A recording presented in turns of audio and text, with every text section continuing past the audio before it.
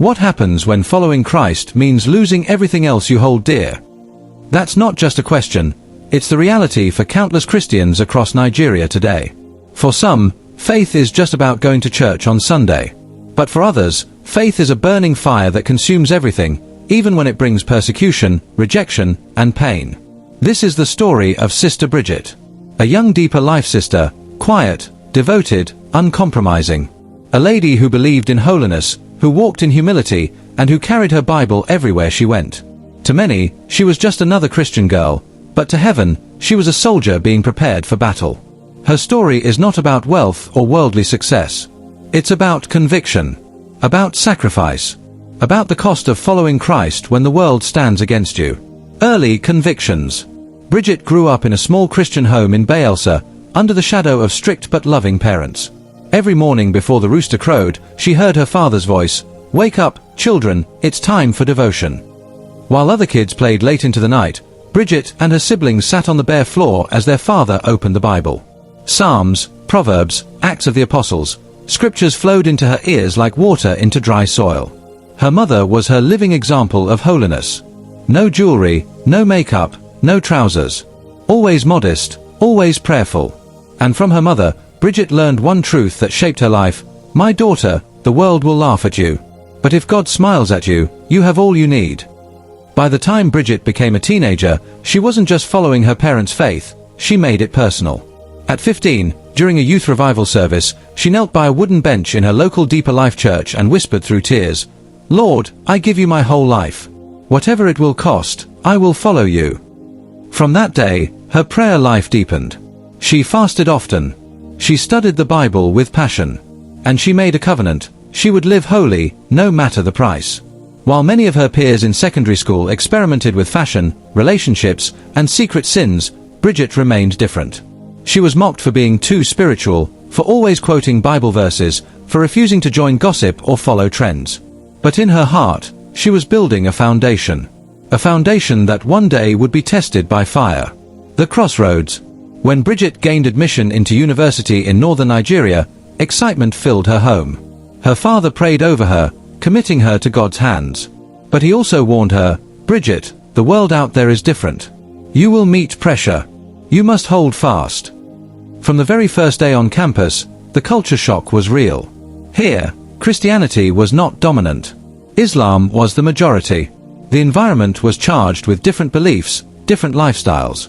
Girls her age walked confidently in makeup, jewelry, and revealing clothes. Parties filled the weekends. Relationships were worn like badges of honor. Soon, invitations began to pour in. "Sister Bridget, come with us to the freshest night. It's just harmless fun, nobody will know. You're too reserved, loosen up, life is short." But Bridget quietly shook her head. She would return to her hostel, kneel by her bed, and whisper, "Lord, help me. I'd rather be alone with you than surrounded by the wrong crowd." This refusal made her stand out, not in a way that brought admiration, but mockery. Some classmates called her SU girl, short for Scripture Union. Others laughed, saying, "See her, she thinks she's holier than us." But for Bridget, it wasn't about being holier. It was about staying faithful. She remembered her mother's words, "If God smiles at you, that's enough." It was during these years that she joined the university's campus fellowship. Every Sunday, while others rested from the weekend's pleasures, Bridget led evangelism. She walked through dusty hostels with her Bible in hand, telling fellow students about salvation. And though many ignored her, some listened. A few even gave their lives to Christ. Still, the pressure never stopped. Friends cut her off. Suitors avoided her, calling her too churchy. And in lectures, when debates about morality arose, Bridget was always the odd one out, defending holiness, purity, and abstinence, while others mocked her views as outdated. Yet she pressed on, holding her Bible like a shield in a battlefield. She didn't know it yet, but this was just the preparation. The real fire was still ahead. The persecution. By her final year, the mockery grew louder. Bridget had become well known on campus as that deeper life girl. Her refusal to wear jewelry, makeup, or trousers made her an easy target. In a campus driven by trends, she was a walking contradiction. Her roommates, most of them Muslim, could not understand her devotion. They laughed when she prayed every night before sleeping. They mocked her early morning devotions, saying, "Your prayers can't change this country." Some even accused her of trying to convert them secretly.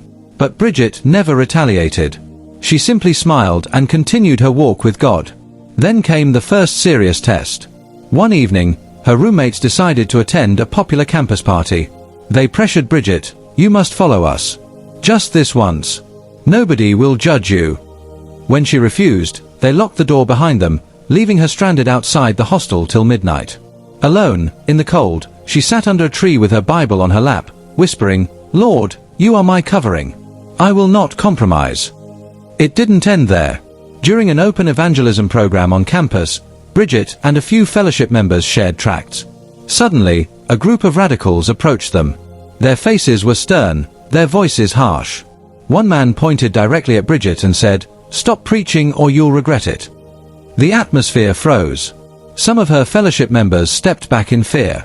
But Bridget stood her ground, trembling yet bold. She whispered under her breath, "Though I walk through the valley of the shadow of death, I will fear no evil." That day, nothing happened physically, but the threat was real. Her name had been noted. Her witness had painted a target on her back. From then on, Bridget's walk with God entered a deeper stage. It was no longer just about Bible study or evangelism. It was about survival. About proving, day after day, that she would rather die with Christ than live without him. The cost. For every soldier of Christ, there comes a moment when the price of discipleship becomes painfully clear. For Bridget, that moment unfolded piece by piece, like layers of fire pressing in on her faith. Her first loss was friendship. On campus, those who once called her sister gradually withdrew. Some grew tired of hearing no whenever they invited her to parties or illicit gatherings. They sneered, "She's too holy for us, let her be." What they didn't realize was that every sneer, every rejection, was cutting into Bridget's heart. She was lonely, but she clung to Christ as her only companion. Then came the lecturer's trap. In her final semester, a male lecturer called her into his office. With smooth words, he offered her an arrangement. Good grades, no stress, no delays, if only she would compromise her purity. Bridget froze. This was the very temptation her parents warned her about, the very reason many girls on campus fell into ruin. With trembling lips, she whispered, "Sir, I cannot do what displeases my God." The man's smile faded. His tone hardened, "Then be ready to fail." Bridget walked out of that office with tears in her eyes. She prayed that night, crying, "Lord, you are my defense. If they fail me for your sake, I will still serve you." And though her grades were tampered with, she still graduated, scarred, but victorious. But the real furnace was waiting at the National Youth Service Corps, NYSC. When Bridget saw her posting letter, her heart skipped. She had been sent to a volatile northern state where Christians were cautious, and evangelism could cost your life. On camp, the pressure doubled. While other female corpers blended easily in trousers, Bridget stood out in her long skirt.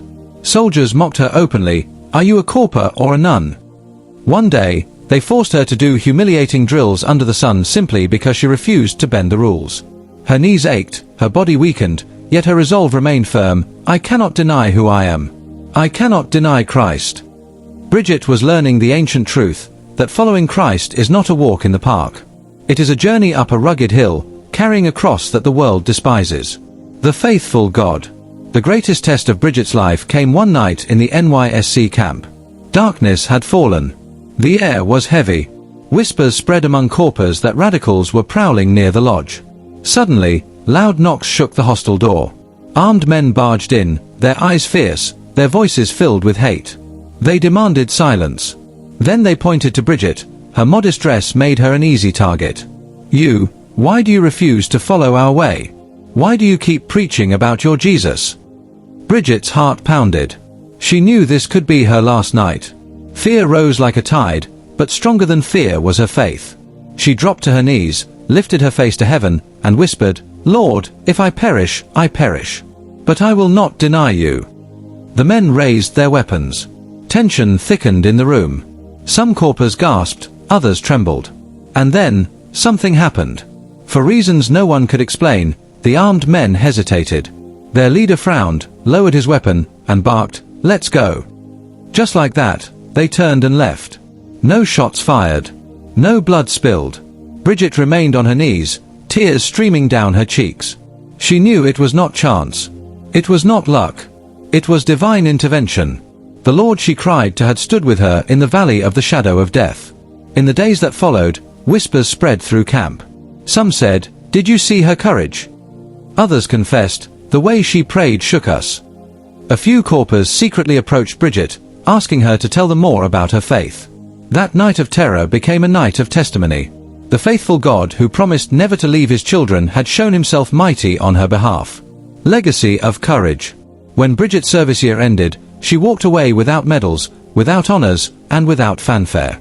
What she carried instead were scars, memories of humiliation, threats, and near-death experiences. But she also carried testimonies. Testimonies of divine strength. Testimonies of angelic preservation. Testimonies of God's unshakable faithfulness. She returned home a changed woman. She was no longer just Bridget, the deeper life girl. She had become Bridget, the witness. Bridget, the overcomer. Bridget, the living sermon. Her story spread among young sisters in deeper life and beyond. Whenever they felt ashamed of modesty, they remembered Bridget. Whenever they were mocked for holiness, they remembered Bridget. Whenever persecution seemed unbearable, they remembered that one young woman stood firm, and God stood with her. Her life became a rallying cry. Holiness is costly, but it is rewarding. Persecution is painful, but it produces glory. The world may hate you, but heaven will honor you. Bridget's journey was not easy. She lost friends. She lost grades. She endured humiliation, loneliness, and threats of death. But through it all, she gained something the world could never give, the smile of God. Her story reminds us that following Christ is not a path of comfort.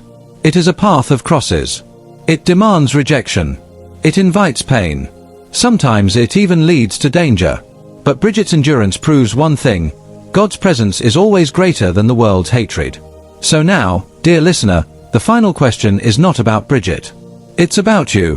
When your faith is tested, when the world mocks your modesty, when temptation knocks at your door, when persecution rises like a storm, what will you choose? Will you take the easy path of compromise, or the narrow road of Christ? Because in the end, the crown belongs not to those who bow, but to those who stand.